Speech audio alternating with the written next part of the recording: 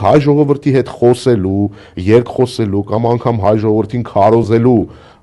իմաստ չեն տեսնում եւ նման նպատակ չունեն։ Իրանց թուրք տերերին աչոտներ տալու խնդիր ունեն, այդ խնդիրը լուծում են ու լուծում են հնարավորինս գռեհիկ ձևով, որովհետև հայ ժողովրդի կարծիքը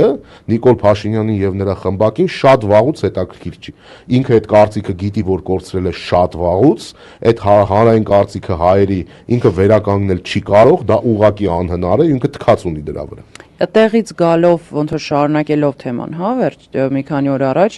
այստեղ դա կարծես թե մի քիչ ավելի աննկատ անցավ, բայց ցնծում էր ադրբեջանական մամուլը եւ ես ցավոք սրտի ավելի շուտ դա տեսել եմ իրանց մոտ,